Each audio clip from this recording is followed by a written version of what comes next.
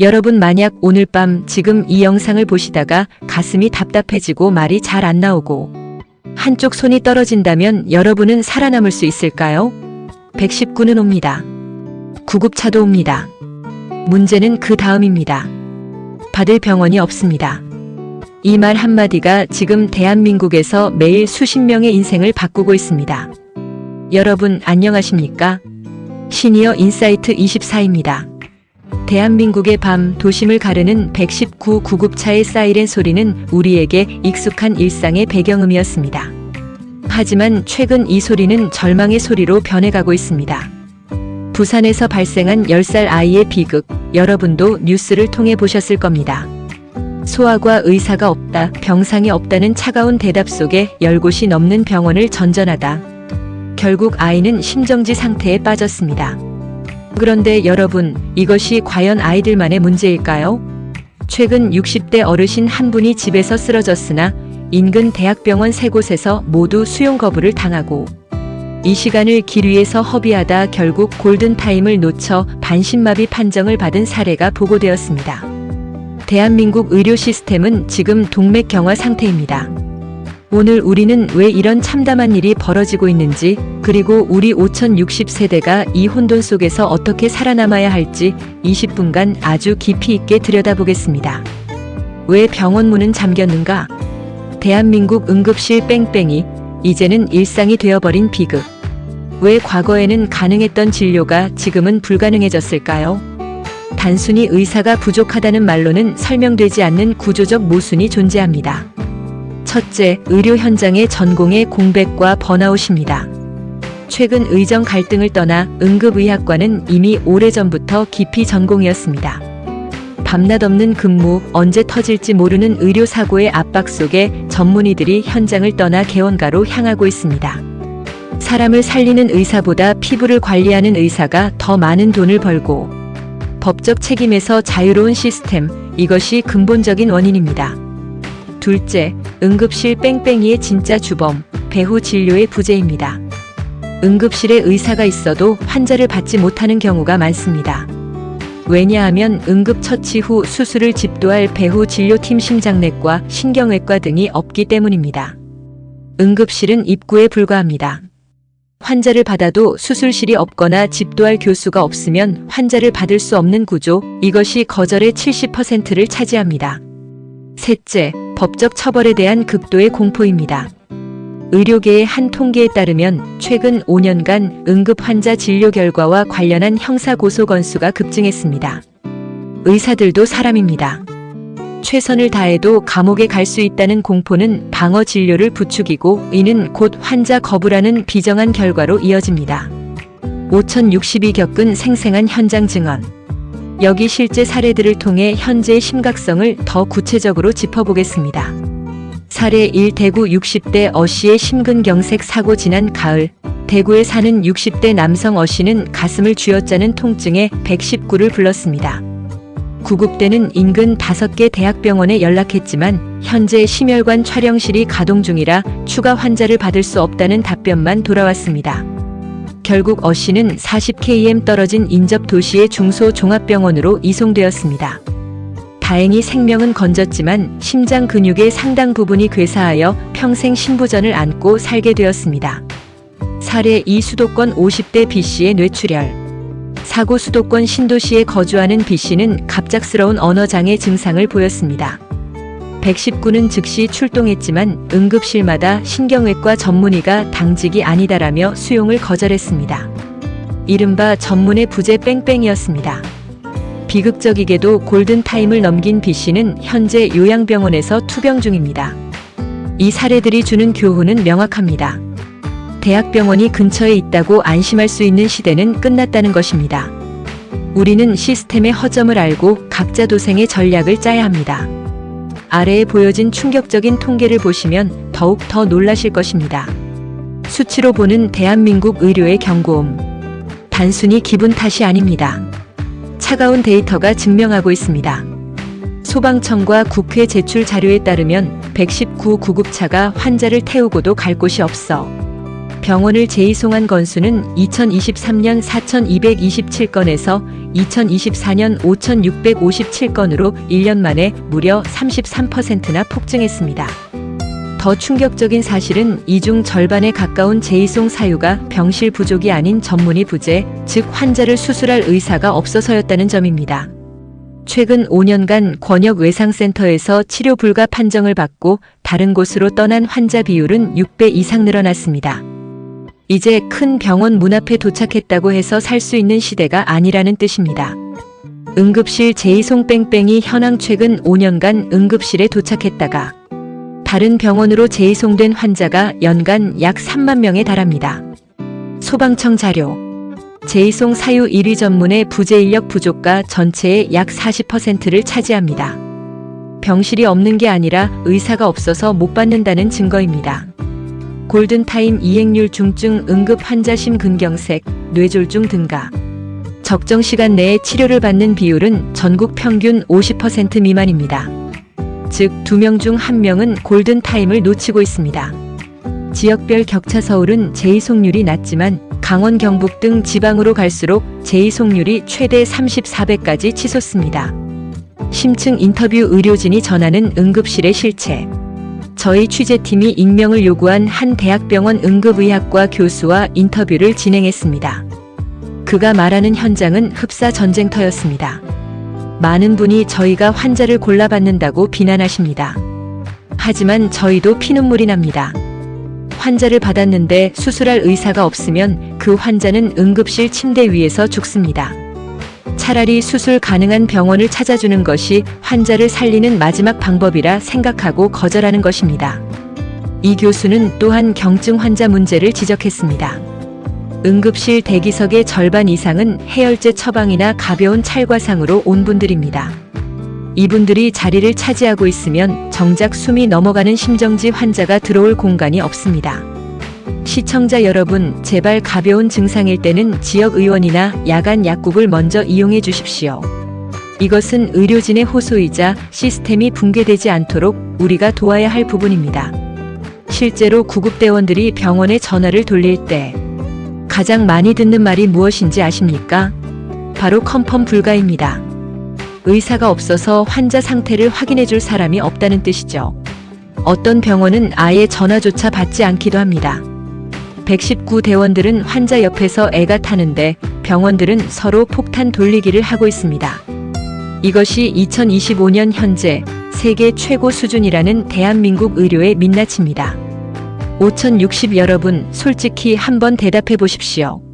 혈압약 드시고 계신 분, 당뇨약 드시는 분, 고지혈증 약 드시는 분, 심장, 뇌 검사 한 번이라도 받으신 분, 이 중 하나라도 해당되면 여러분은 이미 응급환자 예비군입니다. 지금 복용 중인 약이 3가지 이상인 분들은 댓글에 네라고 남겨주세요. 그분들을 위한 관리법을 다음 영상으로 준비하겠습니다. 지금 멀쩡해 보여도 응급은 예고 없이 옵니다. 생존 확률을 높이는 3가지 비책. 그렇다면 우리는 어떻게 대비해야 할까요? 국가 탓만 하기엔 우리 목숨이 너무 소중합니다. 1단계 나만의 응급병원 지도를 만드세요. 대학병원 이름만 외우지 마세요. 거주지 반경 20km 이내의 심장 전문병원, 뇌질환 전문병원을 최소 3곳 이상 적어 냉장고에 붙여두세요. 중소종합병원 중에서도 특정 질환에 특화된 곳들은 대학병원보다 훨씬 빠르고 정확하게 처치해줍니다. 2단계 E-젠 앱과 119 의료상담 활용법. 스마트폰에 응급의료 포털 E-젠 앱을 반드시 깔고 사용법을 익히세요. 현재 실시간으로 빈 병상이 어디인지 직접 눈으로 확인할 수 있습니다. 또한 몸이 이상하다 싶으면 무조건 119를 부르기 전에 119 의료 상담 서비스를 통해 현재 증상이 응급인지 어느 병원이 적절한지 먼저 조언을 구하십시오. 3단계 골든타임 프리패스 준비. 시니어분들은 혈압약, 당뇨약 등 복용하는 약이 많습니다. 평소 복용 중인 약 처봉전이나 약 봉투를 사진 찍어 휴대폰 즐겨찾기에 넣어두세요. 쓰러졌을 때 구급대원이 이 사진 한 장만 봐도 어떤 처치를 해야 할지 바로 알 수 있습니다. 이 데이터가 여러분의 생명을 살리는 가장 강력한 무기입니다. 지금 이 순간 내가 쓰러지면 누가 119를 부를지, 어느 병원으로 가야 할지 정해 두신 분 계십니까? 전국 지역별 거점 응급의료센터. 그렇다면 내 집 근처 어디가 가장 믿을 만한 거점 병원일까요? 보건복지부가 지정한 2023-2025년 권역응급의료센터 핵심 명단을 알려드립니다. 화면을 멈추고 꼭 메모하시거나 캡처해 두십시오. 1. 수도권 서울 인천 경기 서울 고려대 안암병원, 서울 의료원동북, 고려대구로병원, 이대목 동병원 서남, 한양대병원, 강동경희 대병원 동남, 인천 가천 대길병원, 인하대병원, 순천 향대부천병원, 경기 분당 서울 대병원, 아주 대병원 서남, 명지병원 서북, 의정 부성 모병원 동북. 2. 경상권 부산 대구 울산 경남 부산 경남 동아대병원, 양산 부산 대병원, 삼성 창원병원, 경상국립 대병원 진주, 대구 경북 경북 대병원, 영남 대병원, 안동병원, 포항성 모병원, 구미차병원, 울산 울산 대병원. 3. 충청 강원 전라제주 충청 충남 대병원, 건양 대병원, 단국 대병원 천안, 충북 대병원, 강원 강릉 아산병원, 원주 세브란스 기독병원, 춘천 성심병원, 전라 전남 대병원, 조선 대병원, 목포 한국병원, 성가롤로병원 순천, 제주 제주 한라병원. 자, 경기도 어르신들 지금 이 화면 캡처하세요. 5초 드립니다. 1. 경기도 상세 리스트 남부 북부. 경기도는 면적이 넓고 인구가 많아 내 집이 어느 구역에 속하는지 아는 것이 핵심입니다. 경기 남부 수원, 성남, 안양, 안산, 평택 등. 아주대학교병원 수원 경기 남부 최대 규모 권역 응급의료센터 외상센터 특화. 수원에 사시는 분들 주목하세요. 아주대병원은 전국에서도 손꼽히는 외상센터가 있지만 그만큼 대기가 길 수 있으니 윌스 기념병원 같은 곳을 함께 알아두셔야 합니다. 분당 서울대학교병원 성남뇌졸중 및 심혈관 질환 권역거점, 한림대학교 성심병원 안양 에크모 ECMO 등 중증 응급환자 특화, 고려대학교 안산병원 안산 및 서남북권역 거점, 전문병원 추천, 윌스 기념병원 수원 척추관절 특화 낙상 사고 시 유리, 명지성 모병원 서울 접경 경기도 서부 시니어들이 많이 찾는 뇌혈관 전문, 경기 북부 의정부 고양, 파주, 남양주 등, 가톨릭대학교 의정부성 모병원 의정부 경기 북부 권역 외상센터 겸 응급의료 거점, 명지병원 고양 경기 서북 북권역 응급의료센터, 국립암센터 고양암 환자 응급 상황 시 최우선 고려, 건국대학교병원 충주 접경 남양주 인근동 북부 지역 거점, 전문병원 추천, 현대병원 남양주 심혈관 및 중증 응급수술 가능 중소종합병원. 2. 경상도 상세 리스트 부산, 대구, 울산, 경남북. 이번에는 경상권 어르신들 집중해 주십시오. 경상권은 지형적 특성상 대도시 거점 병원과 인근 중소도시의 연결망을 파악하는 것이 중요합니다. 부산, 울산, 경남 남부. 동아대학교병원 부산 서구부산 권역응급의료센터 심뇌혈관센터 특화. 양산 부산대학교병원 양산 경남 전역을 커버하는 최대 규모 의료시설. 울산대학교병원 울산 권역 유일의 권역응급의료센터. 삼성 창원병원 창원 경남 중부권역 거점. 경상국립대학교병원 진주 서부 경남 사천, 남해 등의 유일한 희망. 전문병원 추천. 부산 세종병원 수영구 심장 질환 특화 대학병원 대기길대 대안. 대구 경북 경남 북부. 경북대학교병원 대구 중구대구 경북권역 최고의 거점병원. 영남대학교병원 대구 남구 심장 및 응급수술 역량 우수. 계명대학교동 산병원 대구 달서군뇌졸중 및 신속 대응 시스템 구축. 안동병원 안동 경북 북부 지역 영주, 예천 등의 핵심 보루 닥터 헬기 운영. 안동병원은 닥터 헬기가 있어 경북 북부 어르신들에게는 생명선과 같습니다. 포항성 모병원 포항 경북 동해안권역 거점.